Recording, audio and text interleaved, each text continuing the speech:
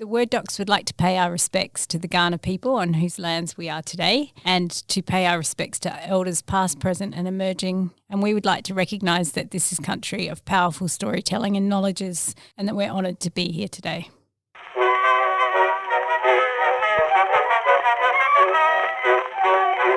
Why don't you write when you don't need money, honey? That would certainly make a hit.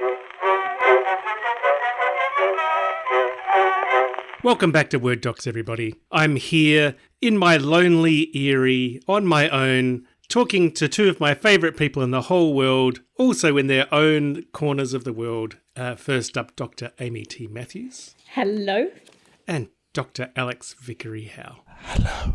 And we're going to just mention that this is Dr. Sean Williams. Oh, sorry. So, full disclosure. He's been in his eyrie for so long that he's forgotten who he is.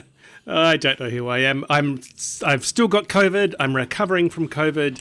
Alex, we don't know what Alex has got. Last week it was mental illness. This week it involves a lot of chundering, apparently. Yes. Let's put that out to the public. That's an old word. Alex is the chundertron. And here today, we are not regaling you with stupid jokes, although that's what I'm doing at the moment. We actually have a purpose for being here today, and that is for the first time ever to deliver to you, dear listener, you and only you, the promised part 2. We never do this. Because we had part 1. We never do this. We always forget. We always go, this is the first of a series, and then we never do part 2. Cliffhanger. We're like the cancelled pilot is what we are. Yeah, we are. We're like the series that goes for 2 seasons but promised 6. But we're doubling down now. Episode 2 coming up right now. Episode 2 of, I've forgotten the name of the author. The name of the book is The Forest for the Trees. You're forgiven. It's the 6 kinds of writers or something. Yeah. So it's called We did parts 1 to 3. Oh, sorry, Amy. Sorry, we keep cutting each other off. It's because we're at home again. It's called The Forest for the Trees, and Editor's Advice to Writers, and it's by Betsy Lerner. So it's always topped the bestseller list for advice for writers' books. And I finally got around to reading it. It's very funny, actually. I really like it. Anyway, in part 1, we talked about 3 kinds of writers. We went through the ambivalent What writer. were they, Alex? Do you remember? I remember. 10 points. The ambivalent, the natural, and me. The ambivalent, the natural, and the wicked child. The wicked child. I like the way even like when I listed them at the beginning, you were like, that's me. It was such pride. Who was in detention every week? Me. Oh, look, I was a lot. For things that I don't think were my fault. It's never your fault, Alex. Yeah, no, it's never. I mean, some Never things Alex's I will own up to, but I mean, telling Mrs. Hartwig she was whipping the piss out of every major religion, that was fair. And if you're listening, Mrs. Hartwig, I regret nothing. The wicked child writes about all and sundry. Now, is Mrs. Hartwig any plays yet or any She's books? in Stupid Dead Boy, but it's not her. I just told that I took the name. Oh, it's actually her. You actually used her name. What's that old joke? This is a true story. Only the names have been left unchanged. Which is not a very good joke. But it's not bad. It's pretty clear that Alex is wicked child. And it seems like you and me, Amy, are both ambivalent and natural. Would Yeah, I might be a bit of some of the other ones too. So the next 3 are the self-promoter, the neurotic. I think I'm neurotic. And the one she calls Touching Fire, which is actually quite dark. It's like the addict. I'm So curious the about self-promoter that. I'm really interested in because I think we are in an age of this, of self-promotion, and Yes. particularly now that there's indie publishing, it's like a legitimate career path to be a self-promoter. But she said, we meet these writers all the time, I think. She says they're the ones that are like bold ambition and self-promotion, and they're focused on publishing. So not on the art form and writing so much. They're not like the artists with a capital A. They're out operators. From the first, you meet them in first year where they ask you, how long till I'll be publishing, or how long till I earn a living publishing. Like they're just there. Yeah. I once taught someone, this was many moons ago at another institution, who had such confidence that he flew to New York and went to all the publishing houses in person. Oh, I kind of Just love took / the confidence. that. Like he went there with his manuscript and told them they should read it in person. Like he backed himself that hard. I would That's amazing. never have that And what confidence. happened? I'm always like, excuse me, hello, maybe you want to, perhaps. Did it work? If it's no trouble. If it's no trouble. I don't What know. happened, Amy? You're leaving us in I don't think suspense. it got published, but I really admired the, the Chutzpah. confidence. I that's really the do. word. See, I'm actually the opposite. People think I'm a self-promoter because I share things with you too, and I share things with close friends, but I actually don't tell many people what I'm doing, and I've been chastised. I was chastised for it today by a friend of mine who said, "Why aren't you out there talking about things? Why aren't you?" So I'm Like absolutely, on a podcast every week. well, on the podcast helps, but yeah, that's true. I might listen to the podcast, but I don't I write articles. I don't stick them to my office door. I don't announce them. I'm a little bit shy and weird about things I've done. I keep things in drawers, which I think is I really admire this person. I don't. Maybe that's going a little bit too far. I thought it required real balls. I have to say, I would be too nervous to do it. I'm But I think at some point in your career, you really need to have those balls. And I hate using the sort Gendered of language, kind of metaphor there. Yeah, that kind of confidence and surety is really. I wish you could all see him So- because he's doing the hand gestures like he's cupping something. I know. I'm being Kermit the Frog here. But it's true. Sometimes you have to put yourself out there, and that's really, really hard for a lot of writers. I think it's really The hard. opposite of the self-promotion is the introvert, I guess. It's the card inverted. Yeah. And sometimes you do have to go around. I mean, I've done that at a couple of points in my career, flown to New York and met with the editors, but at that point I was an established writer, and it made a big difference. But I don't have the moxie to do it. Didn't have it back in the day. It's much when I easier was to starting email, out. to cold email, I have to say, than to actually Yeah. walk in there in person.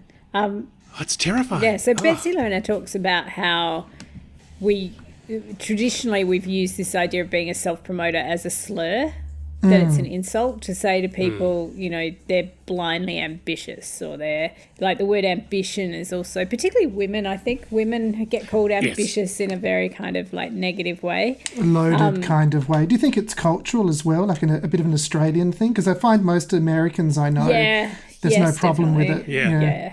Yeah. I think way more Australian, but also this idea, I think there's a romantic ideal in there that you should be like in your ivory tower, obsessed with your, the romantics word about the ivory tower, but they were, obsessed with art with a capital A and the sacredness of it. And You're pure.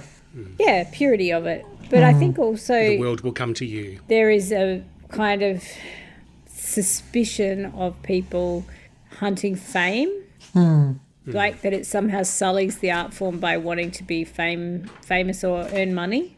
And she says, of course, if you're writing a book, you want someone to read it, and you want as many people to read it as possible, right? And there are a bunch of writers who want. She talks about Lionel Shriver, is that the one who wrote We Need to Talk About Kevin? Yes. About how when she won an award, and she was interviewed, she said, I always wanted this. I always aimed to win this award. And everyone kind of dogpiled her for being arrogant. But it's like, that's what she wanted. That was her goal. And why is that such a bad thing? Good on her. Because I think there is a game. I remember being asked this when I was doing my PhD or honours. If you could choose between being, like, winning all the awards, like winning the Nobel Prize or the Pulitzer Prize, or being Stephen King and making a lot of money, which one would you pick? And both of those are about fame. They're just different kinds of fame. It's different kinds of fame. The Ricky Gervais show Extras kind of touches on this a bit. Yeah. How so? I haven't seen it. it's so good. He's so actually good. has an interview with an agent at one point, and this agent says you can be well respected and a kind of pillar of your industry, or you can be commercially successful, but very few people in this world get to be both. And it's a kind of moment where he then agrees to go on Celebrity Big Brother, I think, because he's desperate at that point. Yeah, that's right. God. And it's very about interesting. getting respect and recognition, and that you can never be famous enough. Like, if that's a hole you're trying to fill, it's never going to fill that hole. Like it will always be something else. But Is it was fame for you? I mean, because I would, my perfect, the older I get as well, my perfect sort of balance on all that is to make enough money to survive, not necessarily to be. Dinar Kuntz with 2 elevators in his giant. I'm a little bit scared of elevators. that would be amazing. Can you imagine? I'm scared of elevators too. I'd never use them. Yeah.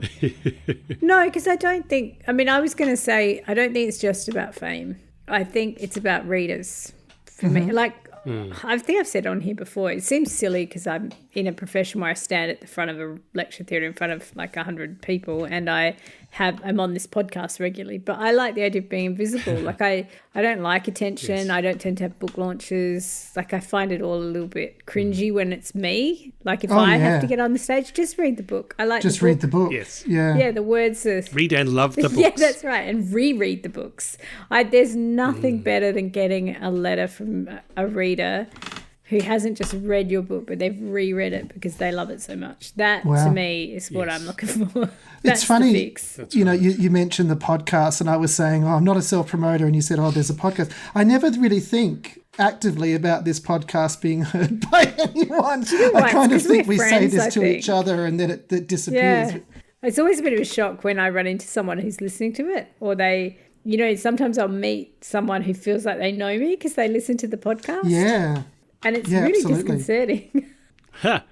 So that was self-promoter. Yeah. Have we covered everything in self-promoter? So, or is there... Let me see.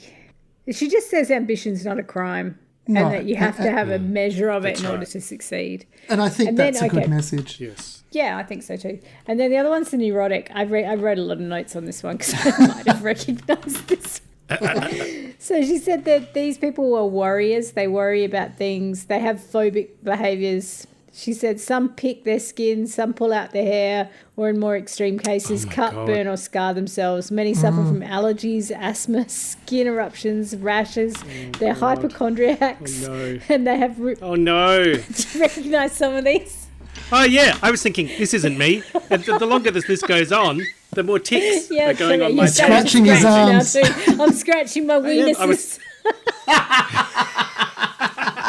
My weenuses are warm bloody. Breaking out knives. Nothing worse than weenus knives, I'll tell you. At least they're not catching. Wow. But she said, sorry, Amy. She said neurotics are more likely to have ritualised behaviour around their process as well, writing at certain times of day, writing in certain spots, certain writing habits, that they get really hung up on those things.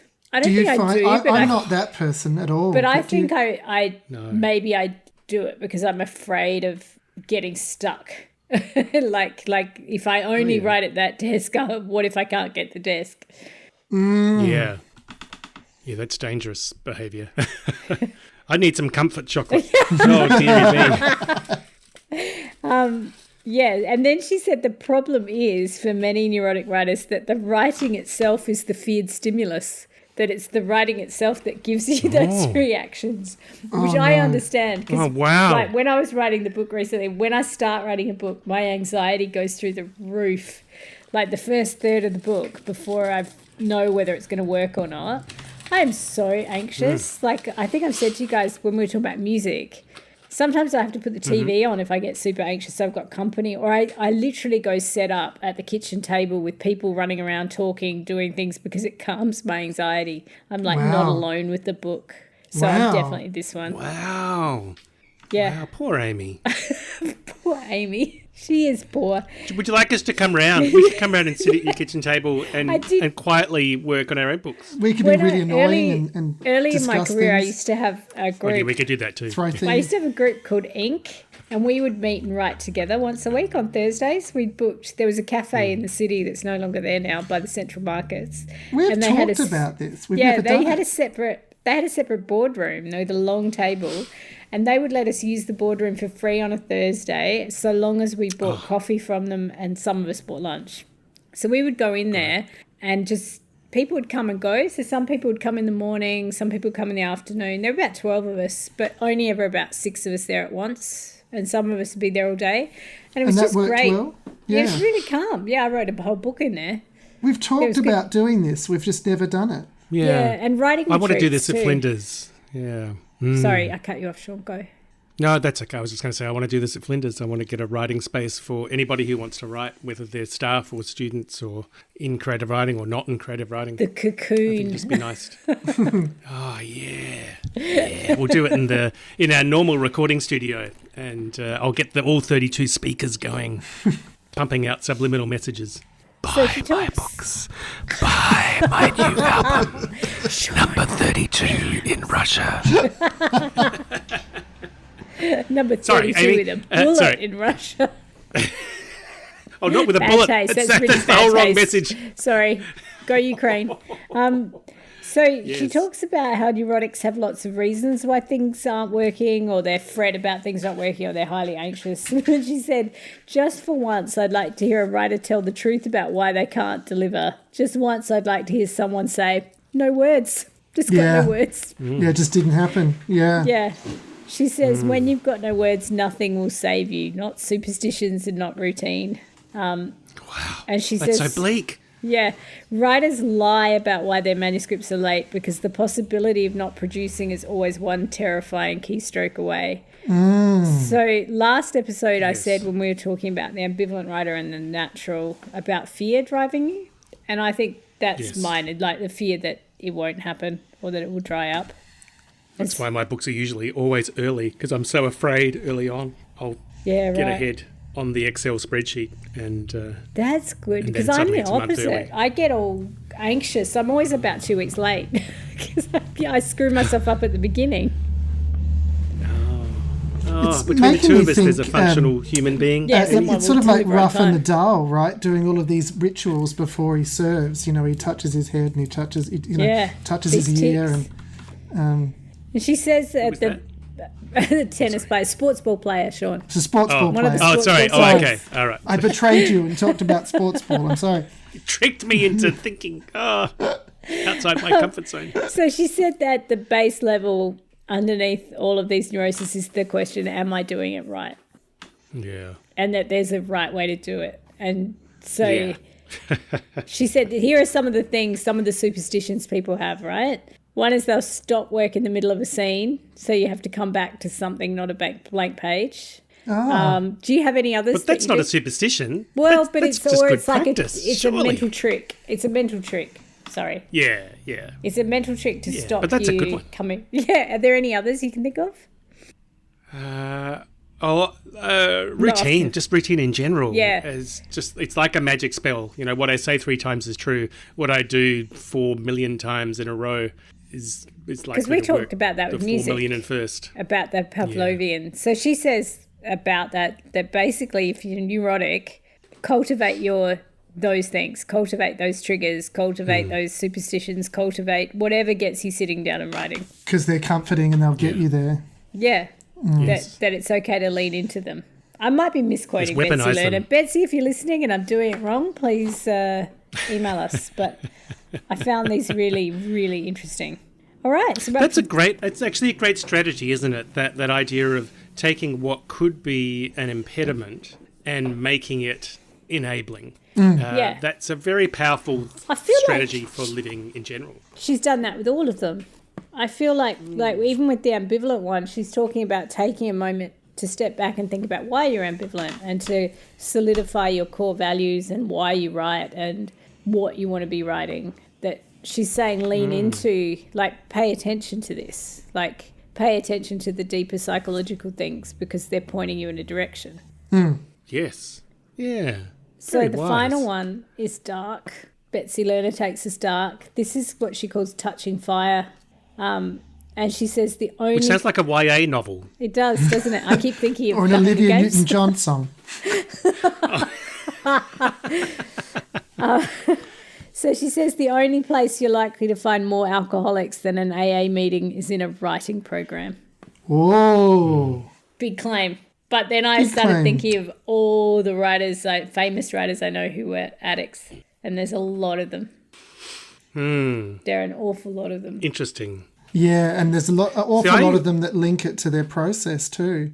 Yeah. You know, rightly or wrongly, usually wrongly, I suppose. But I mean, I'm thinking if Stephen King it works. stopped writing when he sobered up for a while there, or, you know.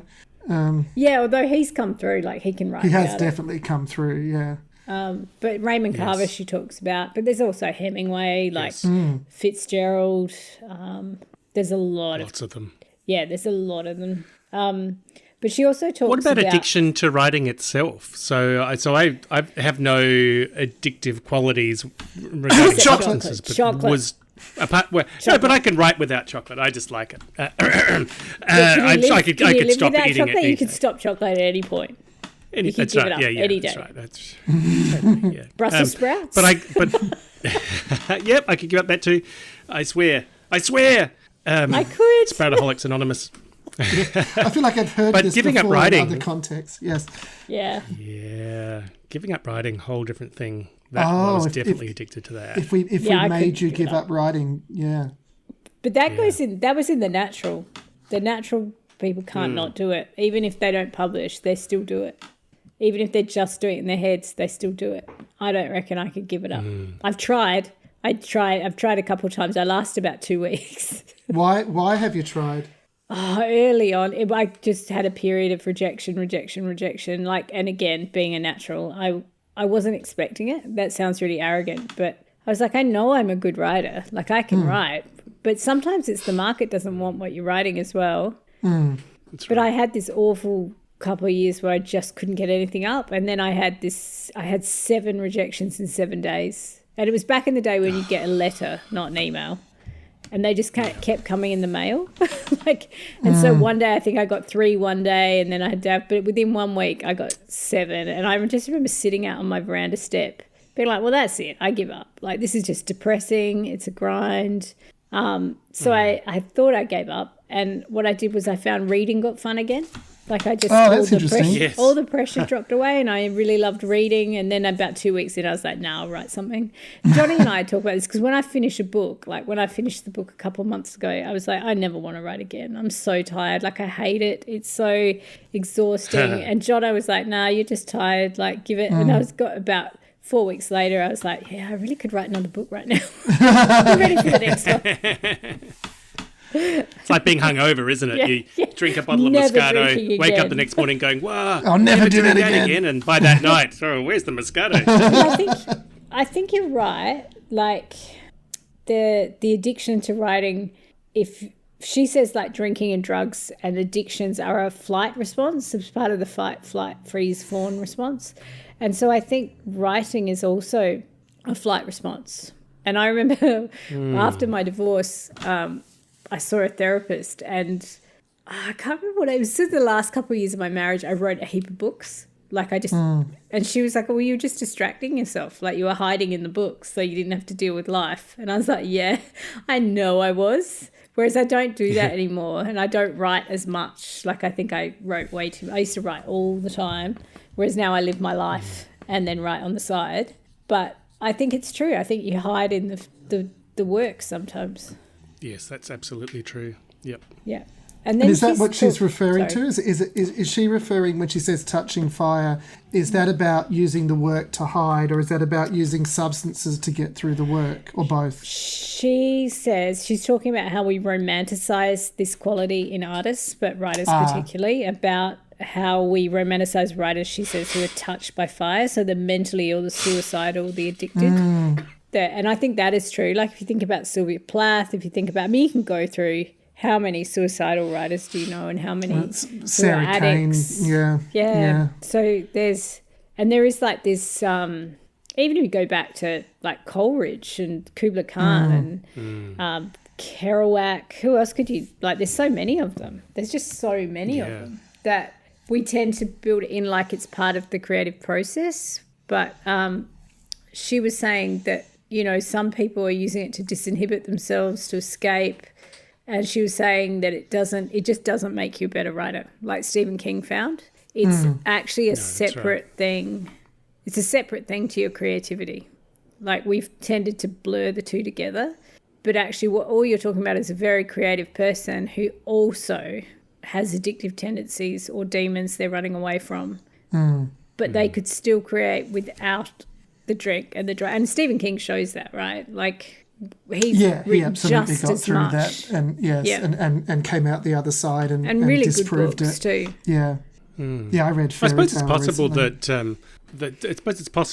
that altered states that arise from chemicals in the Yeah. body can make some people write better. I have always found that the exact opposite was true. Every time I've tried to write drunk or depressed, same. it's just fucked up my writing process entirely. Sorry about the F-bomb. But I feel I quite think I've strongly done about it in worse terms of than my that. own process. Yeah. But then, so the converse must be true, that for some people it must make them better or less inhibited or whatever. But I think for most people, they're two separate things, and it's too easy to confuse them. So I guess It's when a you're working, mythology, Unproductively. really. It's a popular when you're mythology. working with writers, like as an editor or supervisor who do have mental health issues or addictions, I guess the take home is not to foster those thinking they're what's producing the genius, that Yes. you take care of the person first and the creativity will follow. Yes. I think. I agree with Betsy on that one. She says that Yeah, and I many- certainly think that these... Oh, sorry. So there you go. You think. I want to know what you think. Well, I was just going to say that because they're separate things, and this addiction is harmful, and mental illness can be extremely harmful, and I think if there's a way to disconnect those behaviours or those illnesses from our writers and from ourselves, then that's always a good thing. So I think that's something to really strive for in our supervisionary processes. Yeah, and that comes back to, I think, something, I can't remember if it was this episode or last episode, but talking about this book about you're not fixed, they're not fixed qualities. They're like embedded behaviours or ways of thinking about yourself, and they're part of your psychological landscape, but it doesn't mean they're fixed. No, that we she do said- change emotionally and intellectually over time, and Yeah, should because be she says able to do so. the problem with the touching fire people is that they start to believe their suffering is integral to the process, Yeah. Yeah. and that it's just probably not. And you see this in Yes. the arts in general, right? Painters, performers, there's this Musicians. mythology around musicians, absolutely. And then I This think there's mythology. attention too. Sorry, I keep cutting everyone off. I'm so sorry. I'm so full of energy. No, that was a full stop. I'd finished. Good. I'm so sorry. just like shoot me the bird over the camera if I'm talking too much. No, I think there's this conflation, because when they do studies, they show that artists have high levels of mental health issues, right? Musicians, writers, painters. There's a lot of depression. There's a lot of bipolar. There's a lot of anxiety. There's, just a lot of issues. And is it that those people are drawn to creative practices to express themselves, or is there something about being trapped in your own head that exacerbates any tendencies? And I think that's an interesting question too. Or the third option there, I mean, I think there's probably a little bit of column A, a little bit of column B, a little bit of column C. But the other component to all of that is I think sometimes we reinforce it. It can be reinforced through industry training and the mythology of the industry, if you know what I mean. That sometimes those things can be fed back in, and I think that's true. Because actually I think studies show that dentists and lawyers are really depressed. yeah, well, vets. So I don't know why I'm laughing at that. That's really depressed. sad, and I laughed, but I think there is something that we reinscribe it, I suppose, is what I'm saying. We reinscribe it when we should actually be questioning it. yeah, it's just And I mean very the royal interesting we, not us so much. that we have a job where we've linked those elements of suffering to the work, which I'm not sure dentists and lawyers do, right? Being depressed doesn't make you a better dentist. So why we thought That's right. being depressed makes you a better writer is kind of strange. Yeah, that's the difference, Yes. right? That's the thing we're inscribing or reinscribing. Yeah, we love Maybe the it just idea. makes us feel better about being poor. In our garrets, we do love the idea of the tortured artist, I think. Anyway, I thought it was a really good book. That's the first half, would you believe? There's another half. So the first half is about the kind of problems you run into with writers, and then the next half of the book is about publishing. I think that's an about- excellent book. I'd like to read that. Yeah, it's good. I'll lend it to you. Yeah. It's really funny and well written as well. And it's based on, she uses a lot of literary examples, which I haven't gone into here, about real writers' experiences. And I think because she worked as an editor for like 40 years, she's got a lot of respect for writers and the way they work, which I've enjoyed. As she should. As opposed to bloody Mr. amazing. So Sean and I have worked out that we're neurotic naturals. Did you recognise anything else, my God. Alex? Or are you just a wicked child? I'm just a wicked child. I think. Stop touching the fire. No, I don't. I mean, I've written drunk, but only sort of cheerfully. So I think. I think that I did write very That makes young. it all right. Like I tried to, send something in to Angus and Robinson when I was 7. So there might be a bit of that natural stuff, but I think I've let go of any sort of. Well, I think you have the attachment to that. natural. I do. The way you write, that instinctive kind of splurts of writing that you do, I think that speaks to naturalness. Maybe, yeah. I think your identity has been built around it a bit too. I think my identity's been built around being subversive, unfortunately, which will probably come to bite me one day. If you don't bite it first.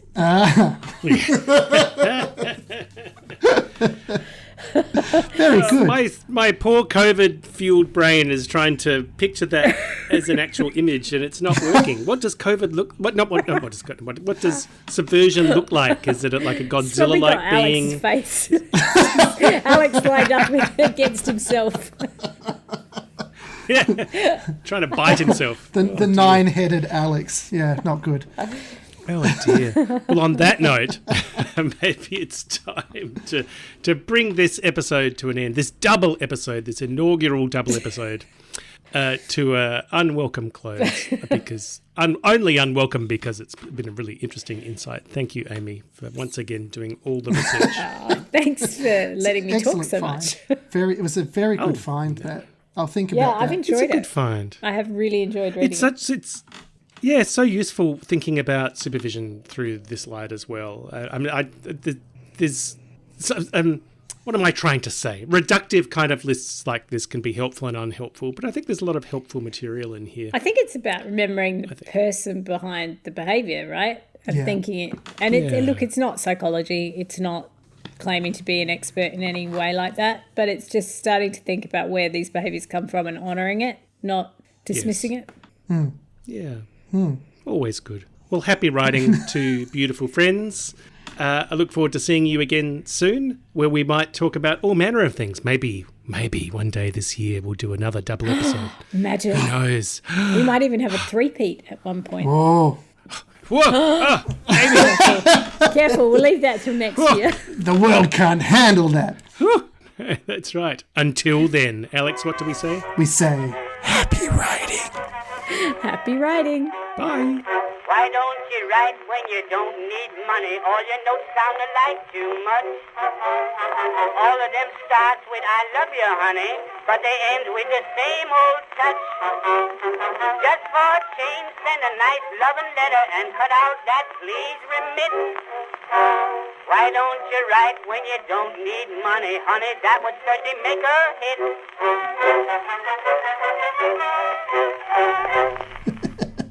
Little evil laugh. Bite me, subversion.